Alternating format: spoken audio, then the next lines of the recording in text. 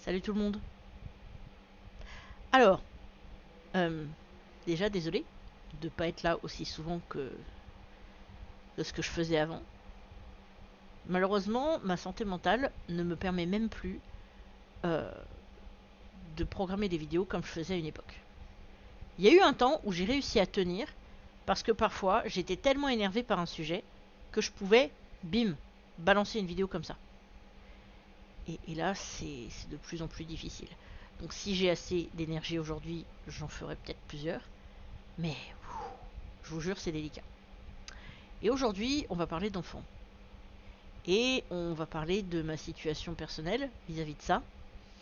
Et je pense que je risque de vous faire plusieurs vidéos à ce sujet parce que vous allez comprendre pourquoi je risque de vous faire plusieurs vidéos à ce sujet.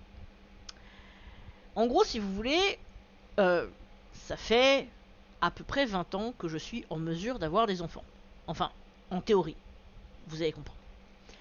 Et le truc, c'est que j'ai jamais été particulièrement motivée. J'ai même cru à une époque que j'en voulais pas, mais je pense que ça c'était parce que dans les premières années de relation avec différents partenaires, je suis pas tombée sur des gens qui étaient motivés. Du coup forcément, quand t'es prête à faire ce genre de compromis, on va dire, t'y penses plus après. Et effectivement, pendant très longtemps, j'y ai pu penser du tout. C'est revenu un petit peu en 2019. J'ai fréquenté quelqu'un quelque temps qui m'a promis monts et merveilles et qui m'a justement dit qu'il me ferait bien des enfants. Alors, bon, ok, mais on s'est pas vu assez longtemps pour que ça puisse avoir une chance de prendre. Bon, soit. Et puis, l'année dernière, je me suis retrouvée de nouveau célibataire et j'ai commencé à me poser de grosses questions. Parce que, ma famille globalement est assez fertile et je suis littéralement la seule à qui il n'est jamais rien arrivé en 20 ans. Alors, tu peux déduire à peu près la moitié parce qu'il m'est arrivé dans les débuts de prendre la pilule. Mais, même en tenant compte de ça, là, ça fait quand même 10 ans que j'ai zéro protection. Mais genre, littéralement zéro. Je sais que c'est pas la chose la plus prudente à faire, ne vous inquiétez pas, mais je suis en sécurité. Je vous l'assure, je vous promets. Et donc, j'ai commencé à me dire, on va peut-être faire autre chose. Et effectivement, c'est comme ça que je me suis dit que j'allais faire les tests, quitte à aller jusqu'à la PMA. Et j'avais envie de vous parler de ce parcours parce que c'est un peu chiant. Je m'explique. Déjà, le détail qui complique tout, c'est que je vais avoir 40 ans à la fin du mois. Et j'ai jamais eu de règles régulières. Donc c'est un peu embêtant, voyez-vous. Mais bon, comme je soupçonnais avoir le syndrome des ovaires polykystiques et trucs comme ça là, je me suis pas vraiment posé plus de questions que ça. Et là, récemment, au mois de mai, je me suis dit non, c'est bon, vas-y, j'ai bientôt 40 ans, je lance officiellement le parcours. Donc déjà, ce qu'il faut savoir, c'est que si vous commencez un parcours de test pour évaluer votre fertilité, vous allez avoir, du coup, plusieurs options. Moi, ce que le gynéco m'a dit au premier rendez-vous, c'est que là, je fais mes tests, donc je vais avoir des réponses à ces tests. Si la réponse à ces tests dit que j'ai besoin d'aller jusqu'à la FIV, là, j'ai encore deux branches. Soit je fais ça avec un compagnon officiel avec qui je dois fournir un certificat, ou alors je peux aller toute seule en banque de vous savez quoi. Alors personnellement, j'ai un ami avec qui j'ai des relations très proches. C'est une situation assez délicate et on s'est mis d'accord qu'on allait faire ça ensemble. Mais ça fait quand même un peu peur. Ça fait peur parce que là, j'ai commencé les tests.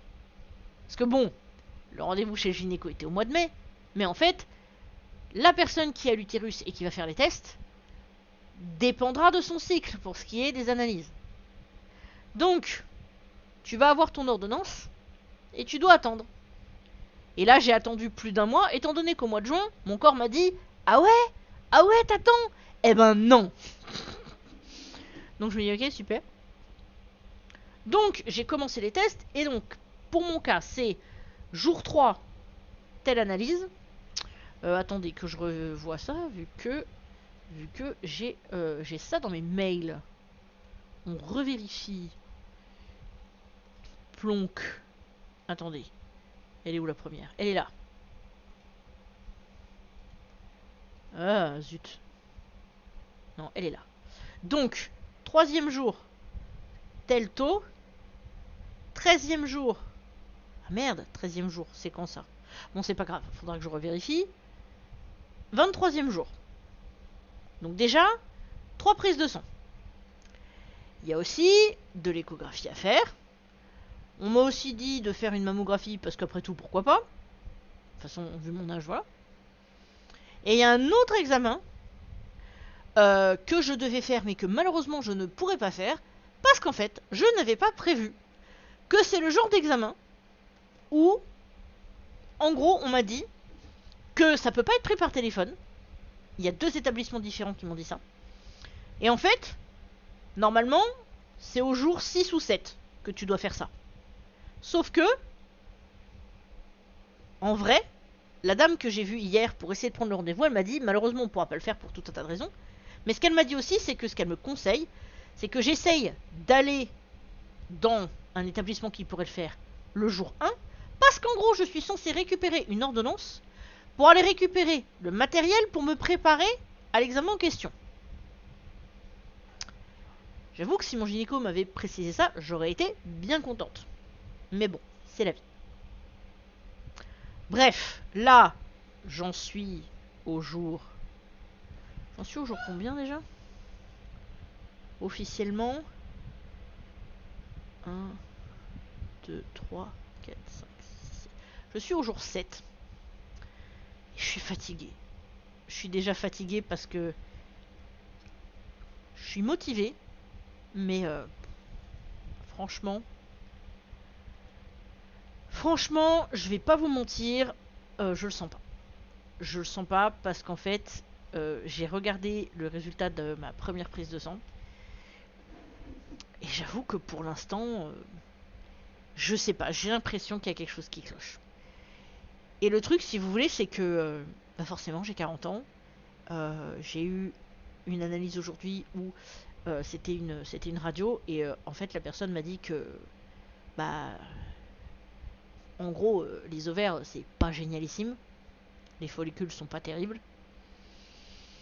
Donc, quelque chose me dit qu'il y a de fortes chances que bah, ce soit foutu pour moi, en fait. Et je sais pas si je suis en paix avec ça. Je pense que oui. Mais ça me fait bizarre. Ça me fait vraiment très très bizarre. Donc bon, je sais pas trop comment réfléchir à ça. Je vais pas trop réfléchir non plus dans tous les cas parce que j'ai essayé de regarder un peu avec Google et il n'y a pas encore d'outil où tu puisses comme ça rentrer les chiffres et on te donne une interprétation même approximative. Donc, on va laisser les choses comme elles sont pour l'instant. On va bien voir comment tout ça va se dérouler. Je vous tiendrai au courant, on sait jamais. Et puis, bah écoutez, pour le reste, hein, on verra bien. Hein.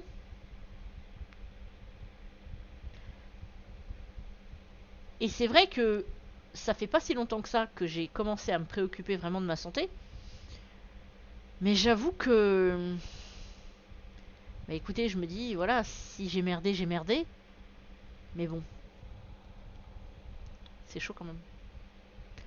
Donc on va bien voir. Si ça marche, tant mieux. Si ça marche pas, tant pis. Mais bon, on verra bien, il n'y a pas que ça comme gros projet cette année. Mais on va dire que les autres projets, on va pas en parler tout de suite parce que ça fait quand même beaucoup. Donc pour les personnes qui ont des enfants, n'hésitez pas à raconter vos expériences. Si vous en voulez mais que vous en avez pas, n'hésitez pas à en parler. Si vous n'en voulez pas, dites-vous bien que chez moi, il n'y a pas de jugement. Donc N'hésitez pas, on en discute. Ça me fera plaisir d'échanger là-dessus avec vous. Et sur ce, bah écoutez, je vous fais de gros bisous et je vous dis à très vite. Et évidemment, comme d'habitude, toute critique est appréciée à partir du moment où c'est fait dans la politesse.